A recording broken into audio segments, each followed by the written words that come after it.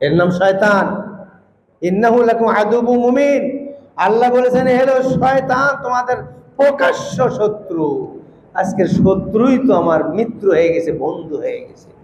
প্রতিটা কাজ শয়তানি, আমার প্রতিটা কাজের মধ্যে শয়তানি ওয়াসওয়াসাগুলোই বেশি। আমরা অগ্রাধিকার দেই এবং সুন্দরভাবে সেগুলো সাজায় গুজে আমরা চলার চেষ্টা করি। এরপরে আসেন, এত খাওয়া, এত কিছু আপ্যায়নের পরও বনী ইসরাইলরা অবাধ্য হয়ে গেল, আল্লাহর অবাধ্য হয়ে গেল। তারা ঈমান আনলো না, বরং তারা জুলুম করতে শুরু করে দিল। মূসা আলাইহিস সালাম বনী ইসরাইলকে নিয়ে মিশরে আসলেন। তাদের নিজস্ব ভূমিতে নির্দেশ দিলেন যে তোমরা কি করো, তোমরা এখানে এসেছো, তোমরা এখানে থাকো, খাও আর আল্লাহর ইবাদত করো। তোমাদের দায়িত্ব এবং কর্তব্য হলো আল্লাহর ইবাদত করো। তাহলে তারা কি করলো? আল্লাহর নাশকরি করলো। এই খাদ্য খাওয়ার পরও, তারা এগুলো পাওয়ার পরও তারা কি করলো? আল্লাহর নাশকরি করে গেল। পরে আল্লাহ রাব্বুল আলামিনের পক্ষ থেকে তাদেরকে পানিশমেন্ট দেওয়া হলো। এই ময়দানে তারা গেল, ওখানে 40 বছর পর্যন্ত সেখানে তারা অবস্থান করলো, বাইর হওয়ার কোনো রাস্তা পাই না। ইয়া কওমি দুখুলুল আরদাল মুকাদ্দাসাতা আল্লাতী কাতাবাল্লাহু লাকুম ওয়া লা তারতাদ্দু। হে আমার কওম, ইয়া কওম উদখুলুল আরদ, হে আমার কওম, এই শূন্য ভূমিতে তোমরা কি করো? এই পূর্ণ ভূমিতে তোমরা প্রবেশ করো, যা আল্লাহ তোমাদের জন্য লিখে রেখেছে। আল্লাতী কাতাবাল্লাহু লাকুম, যে জায়গা তোমাদেরকে আল্লাহ রাব্বুল আলামিন লিখে রেখেছে। ওয়ালা তারতাদ্দু, এবং তোমরা পিছনে ফিরে যাইও না, এখানেই তোমরা থাকো, অবস্থান করো। 40 বছর ধরে এভাবে তারা উদ্ভ্রান্তের মতো জীবন যাপন করতে লাগলো। ওখানেই 40টা বছর গেছে, হয়নি 40 বছর। মূসা আলাইহিস সালাম মারা গেছেন। এরপরে ইউশা বিন নুন, তার নেতৃত্বে আল্লাহ রাব্বুল আলামিন বনী ইসরাইলদেরকে এক শুক্রবারে সকালবেলা পূর্ণভূমি অধিকার করার আদেশ দেয় যে তোমরা এই সামনের এই জমিটা কি করো? অধিকার করো, তোমাদের এই জায়গা অধিকার করো, তোমরা জয় করে নাও।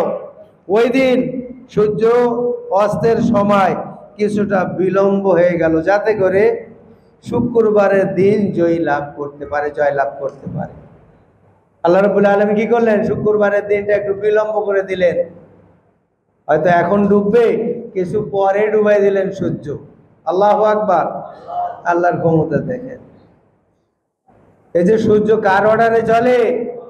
আল্লাহর অর্ডারে।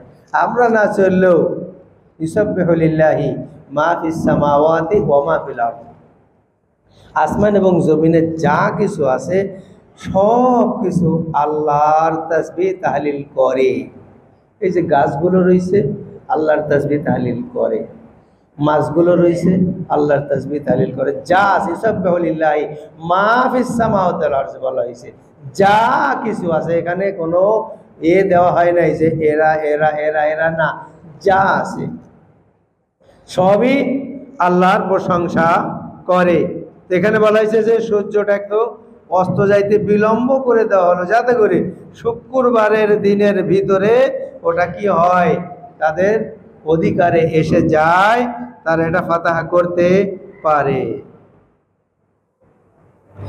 শুক্রবারে সন্ধ্যার আগ দিয়ে মুসলমানদের হাতে এটা এসে গেল। তো ভাইরা আমার, এভাবে আল্লাহ রাব্বুল আলামিন একের পরে এক মুসলমানদেরকে সহযোগিতা করেছেন। বনী ইসরাইলদেরকে আদেশ করা হলো যে তোমরা এই শহরে প্রবেশ করো মাথা নত করে। বনী ইসরাইল দেখেন, এদেরকে কি বলা হলো? তোমরা মাথা নত করে এই শহরের মধ্যে প্রবেশ করো। ওরা এতটুকু কাজও পারলো না, ওরা মাথা উঁচা করে ঢুকলো। এর নাম বনী ইসরাইল। এর নাম কি? কারা এরা? এরাই হলো বনী ইসরাইল। আল্লাহ বলছে মাথা নত করে ঢুকো। আর ওরা মাথা নত করে ঢুকলো না, ওরা আরো মাথা উঁচা করে ঢুকলো। এরাই হলো বনি ইসরাইল। আগে বলেছিলাম 12টি ঝর্ণার কথা।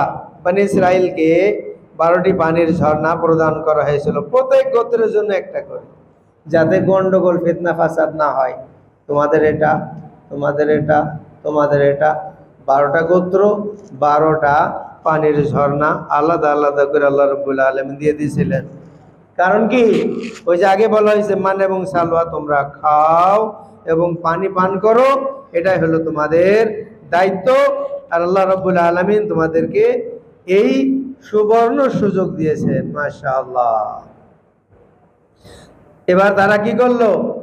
তারা খায় এবং আল্লাহর ইবাদত করে, এবং দুনিয়াতে তারা যাতে করে ফিতনা ফাসাদ না করে, এজন্যে তাদের খাওয়া দাওয়া থাকার সুন্দর ব্যবস্থা আল্লাহ রাব্বুল আলামিন করে দিলেন।